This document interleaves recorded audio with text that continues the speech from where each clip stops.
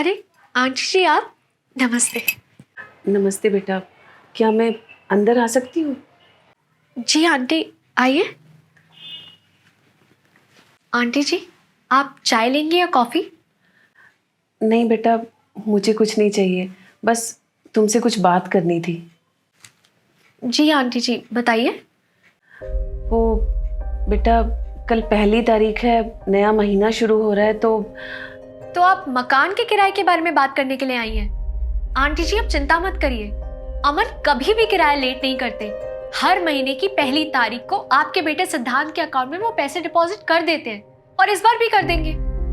नहीं नहीं बेटा, मुझे किराए के बारे में बात नहीं करनी, मुझे कुछ और बात करनी थी तुमसे। हाँ जी आंटी बताइए, क्या बात करनी है आपको? नहीं बेटा, कुछ नहीं, बस ऐसे ही। अच्छा मैं चलती हूँ। ऐसे कैसे आंटी, कुछ तो बात जरूर है, आप प्लीज बताइए मुझे। बेटा मैं बस वो कह रही थी कि मुझे ना तुम्हारी हेल्प चाहिए, तुम करोगी मेरी हेल्प?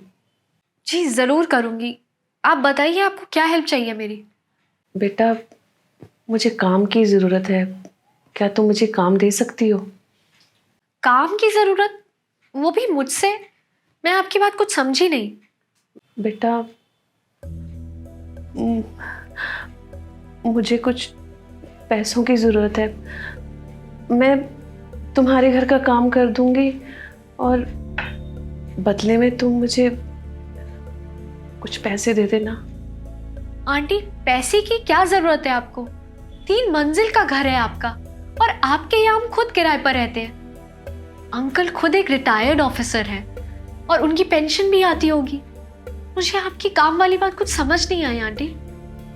बेटा अब क्या बताऊं तुम्हें, घर का किराया, अंकल की पेंशन के पैसे, सब कुछ सिद्धांत के हाथ में रहता है। उसका कहना है 3 टाइम का खाना तो मिल रहा है ना, कपड़े मिल रहे हैं ना, तो पैसों की क्या जरूरत है आपको? पहले वक्त कुछ और था, पर अब वक्त कुछ और है। पहले किराया, पेंशन सब तुम्हारे अंकल के हाथ में और मेरे हाथ में था, पर अब सब कुछ सिद्धांत और बहू के हाथ में है। हम तो अपने घर में पराये हो गए हैं बेटा। आंटी सिद्धांत भाई और भाभी आपका ख्याल नहीं रखते क्या? आपको खाना नहीं देते क्या ठीक से? बेटा अगर 3 टाइम का खाना देना ही ख्याल रखना होता है ना, तो वो मिल जाता है, लेकिन वो सिर्फ पेट भरने के लिए होता है, पर कोई इच्छा या कोई फरमाइश नहीं कर सकते। हम माँ बाप तो बिना कहे ही बच्चों की फरमाइश जान लेते थे, पर जब हम कुछ मांग लेते हैं तो उन्हें फिजूल खर्ची लगता है। तुम्हारे अंकल अब कमज़ोर हो गए हैं, कुछ काम नहीं कर सकते, लेकिन बेटा जब तक शरीर में जान होती है कुछ शौक तो होते हैं ना। 2 दिन से गुलाब जामुन की रट लगा रखी है, पर देखो बच्चों के हिसाब से गुलाब जामुन चीनी से भरा हुआ खराब खाना है, वो घर पे नहीं आ सकता। आजकल के बच्चे अपने शौक के लिए हजारों रुपए खर्च कर देंगे, लेकिन माँ बाप की छोटी सी खुशी उनको फिजूल खर्ची लगती है। माँ बाप अपने बच्चों के लिए अपना सब कुछ लुटा देते हैं, फिर भी अपने आप को दुनिया का सबसे अमीर आदमी समझते हैं। लेकिन वही बच्चे माँ बाप की दवाई और ज़रूरत पे पैसा खर्च करना बेफजूल समझते हैं। माँ बाप अपने बच्चों के लिए दिन रात लगे रहते हैं, उन्हीं बच्चों के पास 2 पल नहीं होते कि माँ बाप के पास बैठकर उनकी खुशी या तकलीफ समझ सके। बेटा मुझे लगा कि जब बहू और बेटा ऑफिस गए होंगे तो मैं चुपचाप ऊपर आकर काम कर लूँगी, उन्हें पता भी नहीं चलेगा। बस यही सोचकर मैं तुम्हारे पास आई, तुम्हारे अंकल और मेरी छोटी छोटी ज़रूरतें और शौक़ पूरे कर सकूं, इसलिए मुझे काम चाहिए। आंटी जी आपकी बात बिल्कुल सही है, मैं अभी आपको मार्केट से मिठाई मंगवा कर दे दूंगी और मैं आपको कुछ पैसे भी दे दूंगी।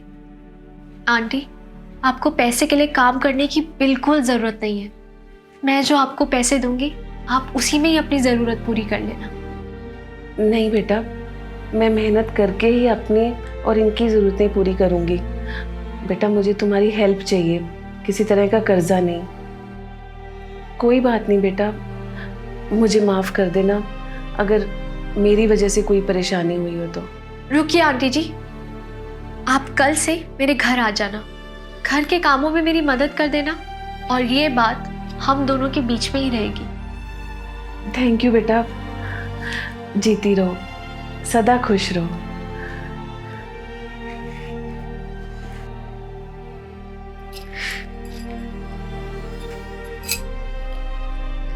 प्रणाम मम्मी जी, कैसी हैं आप?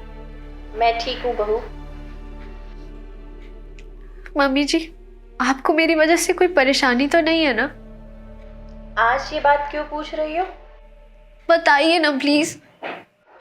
अरे जिसको बेटी जैसी बहू मिली हो उस सास को भला क्या परेशानी हो सकती है? मम्मी जी, आप प्रॉमिस करिए मुझसे कि अगर आपको कोई भी परेशानी होगी तो आप मुझसे शेयर करेंगी ना? अरे बावरी हो गई है क्या? हाँ हो गई हूँ, आप पहले प्रॉमिस करिए मुझसे। ठीक है, वादा करती हूँ, कुछ नहीं छुपाऊंगी तुझसे। चल अपना ख्याल रखना और साथ ही साथ मेरे बेटे का भी। जी मम्मी जी।